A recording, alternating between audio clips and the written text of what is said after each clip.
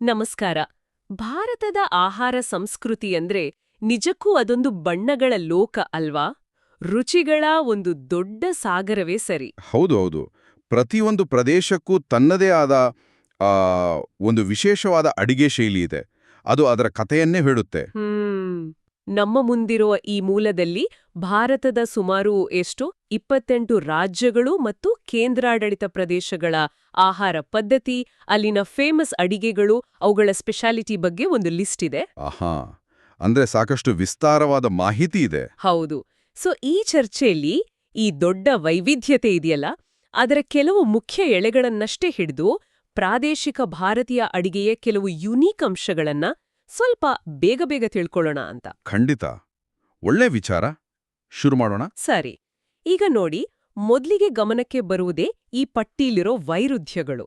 ಅಂದ್ರೆ ಆಂಧ್ರದ ಖಾರ, ನಾಲಿಗೆಗೆ ಸುಡುವ ಅಡಿಗೆಯಿಂದ ಇನ್ನೊಂದು ಕಡೆ ಅರುಣಾಚಲ ಪ್ರದೇಶದ ತುಂಬಾ ಸೌಮ್ಯವಾದ ಸ್ಟೀಮ್ ಮಾಡಿ ಫ್ರೆಶ್ ಪದಾರ್ಥಗಳ ರುಚಿಗೆ ಒತ್ತು ಕೊಡೋ ಅಡಿಗೆಗಳು. ಹೌದು. ಅಜಗಜಾಂತರ ವ್ಯತ್ಯಾಸ ಅಲ್ವಾ? ಹೌದು. ಸೊ ಕೆಲವು ಮುಖ್ಯವಾದ ಪ್ರಾದೇಶಿಕ ಶೈಲಿಗಳನ್ನ ಗಮನಿಸೋಣವೆ. ಖಂಡಿತವಾಗಿಯೂ.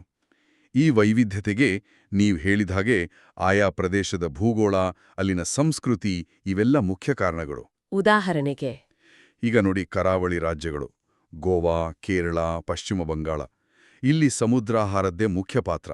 ಆಮೇಲೆ ತೆಂಗಿನಕಾಯಿ ಬಳಕೆ ಬಹಳ ಜಾಸ್ತಿ. ಹೌದು, 3 ಕಡೆನೂ ಅಲ್ವಾ? ಹೌದು. ಆದ್ರೆ ನೋಡಿ, ಪಶ್ಚಿಮ ಬಂಗಾಳದಲ್ಲಿ ಸಾಸಿವೆ ಎಣ್ಣೆಯ ಘಾಟು ಅದು ಜಾಸ್ತಿ. ಕೇರಳಕ್ಕೆ ಬಂದ್ರೆ ಅಡಿಗೆ ಬಡಿಸೋಕೆ ಬಾಳೆ ಎಲೆ ಬಳಸ್ತಾರೆ. ಗೋವಾದಲ್ಲಿ ವಿನಿಗರ್ ಬಳಕೆ ಕಾಣುತ್ತೆ. ಓ ಹೌದು, ಅದು ಪೋರ್ಚುಗೀಸ್ ಪ್ರಭಾವ ಅಂತಾರಲ್ಲ. ಕರೆಕ್ಟ್. ಅದು ಪೋರ್ಚುಗೀಸ್ ಪ್ರಭಾವದ ಕುರುಹು. ಕೇವಲ ವಿನೆಗರ್ ಅಷ್ಟೇ ಅಲ್ಲ. ಈಗ ವಿಂಡಾಲು ಅಂತ ಖಾದ್ಯ ಇದೆಯಲ್ಲ, ಕೇಳಿದ್ದೀನಿ. ಅದರಲ್ಲಿ ಮಾಂಸವನ್ನ ವಿನೆಗರ್ ಮತ್ತೆ ಬೆಳ್ಳುಳ್ಳಿಯಲ್ಲಿ ಮ್ಯಾರಿನೇಟ್ ಮಾಡೋದು, ಅದು ಪಕ್ಕಾ ಪೋರ್ಚುಗೀಸ್ ಅಡುಗೆಯ ಪ್ರಭಾವವೇ. ಇಂಟ್ರೆಸ್ಟಿಂಗ್. ಇನ್ನು ಈಶಾನ್ಯ ಭಾರತದ ಕಡೆ ಹೋದ್ರೆ ಅರುಣಾಚಲ, ಮಣಿಪುರ ಆ ಕಡೆ ಚಿತ್ರಣ ಪೂರ್ತಿ ಬೇರೆ. ಅಲ್ಲಿ ಬಿದಿರಿನ ಚಿಗುರುಗಳು ಆಮೇಲೆ ಹುದುಗೊಸಿದ ಆಹಾರಗಳು ತುಂಬಾ ಕಾಮನ್. ಹುದುಗುಸಿದ್ದು ಅಂದ್ರೆ? ಉದಾಹರಣೆಗೆ ನಾಗಾಲ್ಯಾಂಡ್ನ ಆಕ್ಸಾನ್ ಅಂತ, ಅದು ಹುದುಗಿಸಿದ ಸೋಯಾಬೀನ್. ತ್ರಿಪುರಾದಲ್ಲಿ ಬರ್ಮಾ, ಅದು ಹುದುಗಿಸಿದ ಮೀನು. ಇಲ್ಲಿ ಗಮನಿಸಬೇಕಾದ ವಿಷಯ ಅಂದ್ರೆ ಮಸಾಲೆಗಳ ಬಳಕೆ ತುಂಬಾ ಕಡಿಮೆ. ಹೌದು. ಹೆಚ್ಚಾಗಿ ಹಬೆಯಲ್ಲಿ ಬೇಯಿಸೋದು ಅಥವಾ ಕುದಿಸೋದು. ಸರಳ ವಿಧಾನಗಳು. ಫ್ರೆಶ್ ಲೋಕಲ್ ಪದಾರ್ಥಗಳ ನೈಜ ರುಚಿಗೆ ಹೆಚ್ಚು ಪ್ರಾಮುಖ್ಯತೆ. ಸಿಕ್ಕಿಂ ಬಗ್ಗೆನೂ ಉಲ್ಲೇಖ ಇತ್ತಲ್ಲ? ಹೌದು. ಸಿಕ್ಕಿಂನಲ್ಲಿ ಟಿಬೆಟಿಯನ್ ಮತ್ತೆ ನೇಪಾಳಿ ಪ್ರಭಾವಗಳು ಸ್ಪಷ್ಟವಾಗಿ ಕಾಣುತ್ತೆ. ಮೋಮೋಸು, ಥುಕ್ಪಾ ಅಂತೆಲ್ಲ. ಇದು ನಿಜಕ್ಕೂ ಆಸಕ್ತಿಕರವಾಗಿದೆ. ಸರಿ, ಈಗ ಉತ್ತರ ಭಾರತದ ಕಡೆ ಬರೋಣ. ಪಂಜಾಬ್, ಹರಿಯಾಣ, ಉತ್ತರ ಪ್ರದೇಶ್. ಇಲ್ಲಿ ಹಾಲು, ತುಪ್ಪ, ಬೆಣ್ಣೆ, ಡೈರಿ ಪ್ರಾಡಕ್ಟ್ಸ್ ಜಾಸ್ತಿ ಅಲ್ವಾ? ಖಂಡಿತ. ಪಂಜಾಬ್ನ ತಂದೂರಿ ಅಡುಗೆ, ಆಹಾ! ರೊಟ್ಟಿಗಳು, ಪರೋಟಾಗಳು ತುಂಬಾ ಫೇಮಸ್. ಹೌದು. ಇನ್ನು ಉತ್ತರ ಪ್ರದೇಶಕ್ಕೆ ಬಂದ್ರೆ ಅಲ್ಲಿ ಮೊಘಲಾಯಿ ಮತ್ತೆ ಅವಧಿ ಅಡುಗೆಯ ಶ್ರೀಮಂತಿಕೆ ಕಾಣುತ್ತೆ. ಅಂದ್ರೆ ಕಬಾಬ್ಗಳು, ಒಳ್ಳೆ ಪರಿಮಳ ಇರೋ ಬಿರಿಯಾನಿಗಳು, ಆಮೇಲೆ ಗಟ್ಟಿಯಾದ ಕ್ರೀಮಿ ಗ್ರೇವಿಗಳು. ವಾವ್! ಕೇಳೋದಕ್ಕೆ ಬಾಯಲ್ ನೀರು ಬರ್ತಿದೆ. ಪಶ್ಚಿಮ ಭಾರತಕ್ಕೆ ಬಂದ್ರೆ ಗುಜರಾತ್ನ ಅಡುಗೆಯಲ್ಲಿ ಸಿಹಿ ಮತ್ತೆ ಖಾರ ಎರಡೂ ಮಿಕ್ಸ್ ಆಗಿರುತ್ತೆ. ಧೋಕ್ಲಾ, ಥೆಪ್ಲಾ ತರಹನ. ಹೌದು, ಅದೇ. ರಾಜಸ್ಥಾನದಲ್ಲಿ ಅಲ್ಲಿನ ಒಣ ಹವೆಗೆ ತಕ್ಕ ಹಾಗೆ ಆಹಾರಗಳು ಬಹಳ ದಿನ ಬಾಳಿಕೆ ಬರೋ ಥರ ಇರುತ್ತೆ. ಈಗ ದಾಲ್ ಬಾಟಿ ಚೂರ್ಮಾ, ಗಟ್ಟೆ ಕಿ ಸಬ್ಜಿ ಇವೆಲ್ಲ ಆಕ್ಚುಲಿ ಬಹುಶಃ ಹಿಂದೆ ಪ್ರಯಾಣಿಕರಿಗೆ, ಸೈನಿಕರಿಗೆ ಅನುಕೂಲ ಆಗ್ತಿತ್ತೇನೋ. ಓ, ಲಾಜಿಕಲ್ ಆಗಿದೆ. ಮಹಾರಾಷ್ಟ್ರದ ಬಗ್ಗೆ ಏನ್ ಹೇಳ್ತೀರಿ? ಮಹಾರಾಷ್ಟ್ರದಲ್ಲೂ ಅಷ್ಟೇ. ಒಂದೇ ತರಹ ಇಲ್ಲ. ಕೊಂಕಣ ಭಾಗದಲ್ಲಿ ಮೀನಿನ ಅಡುಗೆಗಳು ಫೇಮಸ್. ಮುಂಬೈ ಅಂದ್ರೆ ವಡಾಪಾವ್ ನೆನ್ಪಾಗುತ್ತೆ. ಪುಣೆಯಲ್ಲಿ ಪೂರಣ್ಪೋಳಿ. ಹೀಗೆ ಒಳಗಡೆನೆ ಸಾಕಷ್ಟು ವೈವಿಧ್ಯತೆ ಇದೆ. ಇನ್ನು ನಮ್ಮ ದಕ್ಷಿಣ ಭಾರತ, ಇಲ್ಲಿ ಅಕ್ಕಿ ತಾನೇ ಮುಖ್ಯ. ಆಂಧ್ರ, ಕರ್ನಾಟಕ, ಕೇರಳ, ತಮಿಳ್ನಾಡು, ತೆಲಂಗಾಣ ಎಲ್ಲ ಕಡೆ. ಹೌದು, ಅಕ್ಕಿ ಇಲ್ಲಿ ಜೀವನಾಡಿ. ತೆಂಗಿನಕಾಯಿ, ಹುಣಸೆಹಳ್ಳು ಬಳಕೆನೂ ಸಾಮಾನ್ಯ. ಆದ್ರೆ ಪ್ರತಿಯೊಂದು ರಾಜ್ಯದ ಮಸಾಲೆ ಮಿಕ್ಸ್ ಬೇರೆ ಬೇರೆ. ಉದಾಹರಣೆಗೆ ತಮಿಳ್ನಾಡಿನ ಚೆಟ್ಟಿನಾಡ್ ಅಡ್ಗೆ ಅಂದ್ರೆ ಅದು ವಿಶಿಷ್ಟವಾದ ಒಣ ಹುರಿದ ಮಸಾಲೆಗಳಿಂದ ಖಾರವಾಗಿರುತ್ತೆ ಅಲ್ವಾ? ಕರೆಕ್ಟ್. ಅದೇ ತೆಲಂಗಾಣದ ಹೈದರಾಬಾದಿ ಬಿರಿಯಾನಿ, ಅದರದೇ ಒಂದು ಬೇರೆ ಫ್ಲೇವರ್, ಪರಿಮಳ. ನಮ್ಮ ಕರ್ನಾಟಕದಲ್ಲೇ ನೋಡಿ. ಹೌದು ಹೌದು. ಕರಾವಳಿ ಅಡುಗೆ ಬೇರೆ, ಉತ್ತರ ಕರ್ನಾಟಕದ ರೊಟ್ಟಿ ಪಲ್ಯಗಳ ಶೈಲಿ ಬೇರೆ, ಮಲೆನಾಡು, ದಕ್ಷಿಣ ಕರ್ನಾಟಕ ಎಲ್ಲದಕ್ಕೂ ಅದರದೇ ಆದ ವಿಶೇಷತೆ ಇದೆ. ಖಂಡಿತ.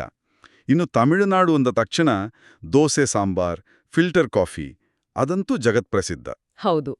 ಈ ಮೂಲದಲ್ಲಿ ಕೆಲವು ವಿಶೇಷ ಖಾದ್ಯಗಳ ಹೆಸರನ್ನು ಹೇಳಿದ್ದಾರೆ, ಬಹುಶಃ ಕೆಲವರು ಕೇಳಿರ್ಲಿಕ್ಕಿಲ್ಲ. ಉದಾಹರಣೆಗೆ ಬಿಹಾರ್ದ ಲಿಟ್ಟಿ ಚೋಖಾ. ಆಹಾ, ಅದು ಬೇಳೆ ಹಿಟ್ಟಿನ ಉಂಡೆಗಳನ್ನ ಸುಟ್ಟು ಬದನೆಕಾಯಿ ಪಲ್ಯ ಜೊತೆ ತಿನ್ನೋದು. ಆಮೇಲೆ ಅಸ್ಸಾಂನ ಮೋಸೋರ್ ತೆಂಗಾ, ಹುಳಿ ರುಚಿಯ ಮೀನಿನ ಸಾರು ಅಂತ. ಮಧ್ಯಪ್ರದೇಶದ ಪೋಹ, ಅದು ನಮ್ಮ ಕಡೆ ಅವಲಕ್ಕಿ ಉಪ್ಪಿಟ್ಟು ತರಹನಾ? ಹೆಚ್ಚು ಕಡಿಮೆ ಹಾಗೇನೆ. ಒಡಿಶಾದ ಧಾಲ್ಮಾ, ತರಕಾರಿ ಬೇಳೆಕಾಳುಗಳ ಮಿಶ್ರಣ. ಹಿಮಾಚಲ್ ಪ್ರದೇಶದ್ದು ಸಿದು ಅಂತ, ಅದು ಹುದುಗಿಸಿದ ಹಿಟ್ಟಿನ ಸ್ಟೀಮ್ಡ್ ಬನ್ ತರ. ಇಲ್ಲಿ ನಿಜವಾಗ್ಲೂ ಇಂಟ್ರೆಸ್ಟಿಂಗ್ ಅನ್ಸೋದು ಏನು ಅಂದ್ರೆ, ಈ ಪ್ರತಿಯೊಂದು ಅಡುಗೆಯೂ ಆಯಾ ಪ್ರದೇಶದ ಹವಾಮಾನ, ಅಲ್ಲಿ ಸಿಗೋ ಪದಾರ್ಥಗಳು, ಜನರ ಜೀವನ ಶೈಲಿ ಇದನ್ನೆಲ್ಲ ಹೇಗೆ ತೋರ್ಸುತ್ತೆ ಅನ್ನೋದು. ಖಚಿತವಾಗಿ. ನೀವು ಹೇಳ್ದ ಹಾಗೇನೆ ರಾಜಸ್ಥಾನದ ದಾಲ್ ಬಾಟಿಯಲ್ಲಿನ ಒಣ ಪರಿಸ್ಥಿತಿಗೆ ಉತ್ತರ ಆದ್ರೆ, ಪಂಜಾಬ್ನ ಅಡಿಗೆಯಲ್ಲಿ ಹಾಲು ತುಪ್ಪದ ಪ್ರಾಮುಖ್ಯತೆ ಕಾಣುತ್ತೆ. ಒಟ್ಟಾರೆಯಾಗಿ ಆ ಮೂಲದಲ್ಲಿರೋ ಸಾರಾಂಶವನ್ನ ನೋಡಿದ್ರೆ ಹೇಳಿ. ಉತ್ತರ ಭಾರತ ಸಾಮಾನ್ಯವಾಗಿ ಕ್ರೀಮಿ, ಗೋಧಿ ಆಧಾರಿತ. ದಕ್ಷಿಣ ಅಕ್ಕಿ, ತೆಂಗಿನಕಾಯಿ, ಮಸಾಲೆ ಜಾಸ್ತಿ. ಪೂರ್ವ ಸಾಸಿವೆ ಎಣ್ಣೆ, ಮೀನು ಬಳಕೆ ಹೆಚ್ಚು. ಪಶ್ಚಿಮ ಒಣ ಪದಾರ್ಥಗಳು, ಬೇಳೆಕಾಳು, ಸ್ನ್ಯಾಕ್ಸ್ ಮೇಲೆ ಒತ್ತು. ಈಶಾನ್ಯ ಸ್ಟೀಮ್ ಮಾಡಿದ್ದು, ಹುದುಗಿಸಿದ್ದು, ಕಡಿಮೆ ಮಸಾಲೆ. ಸರಳ ಶೈಲಿ. ಇದು ಭಾರತದ ಆಹಾರ ವೈವಿಧ್ಯತೆಯ ಒಂದು ದೊಡ್ಡ ಚಿತ್ರಣ ಕೊಡುತ್ತೆ. ಹೌದು. ಹಾಗಾದ್ರೆ ಇದೆಲ್ಲದರ ಒಟ್ಟಾರೆ ಅರ್ಥವೇನೋ? ಬೇಸಿಕಲಿ ಭಾರತೀಯ ಅಡುಗೆ ಅನ್ನೋದು ಒಂದೇ ಅಲ್ಲ, ಅದು ನೂರಾರು ಬೇರೆ ಬೇರೆ ಸ್ಥಳೀಯ, ಪ್ರಾದೇಶಿಕ ಅಡುಗೆಗಳ ಒಂದು ಸುಂದರವಾದ, ಕಾಂಪ್ಲೆಕ್ಸ್ ಆದ ಸಂಗ್ರಹ ಅಲ್ವಾ? ಖಂಡಿತ. ಭೂಗೋಳ, ಸಂಸ್ಕೃತಿ, ಇತಿಹಾಸ, ಧರ್ಮ, ಅಲ್ಲಿ ಸಿಗೋ ಪದಾರ್ಥಗಳು ಇವೆಲ್ಲ ಸೇರಿ ಈ ಅದ್ಭುತ ವೈವಿಧ್ಯತೆಯನ್ನ ರೂಪಿಸಿದೆ. ಹೌದು. ನಾವು ನೋಡಿದ ಹಾಗೆ ಉತ್ತರ, ದಕ್ಷಿಣ, ಪೂರ್ವ, ಪಶ್ಚಿಮ, ಈಶಾನ್ಯ ಎಲ್ಲದರಲ್ಲೂ ಸ್ಪಷ್ಟವಾದ ಪ್ರಾದೇಶಿಕ ಶೈಲಿಗಳಿವೆ. ಇದು ಕೇವಲ ಊಟದ ವಿಷಯ ಅಷ್ಟೇ ಅಲ್ಲ. ಇದು ನಮ್ಮ ಭಾರತದ ಸಾಂಸ್ಕೃತಿಕ ಶ್ರೀಮಂತಿಕೆ, ನಮ್ಮ ಅಸ್ಮಿತೆಯ ಒಂದು ಮುಖ್ಯವಾದ ಭಾಗ ಕೂಡ ಹೌದು. ಸರಿ, ಚರ್ಚೆ ಕೊನೆಯಲ್ಲಿ ಕೇಳುಗರು ಯೋಚಿಸುವುದಕ್ಕೆ ಒಂದು ವಿಷಯವನ್ನ ಬಿಡೋಣ. ಖಂಡಿತ. ಏನದು?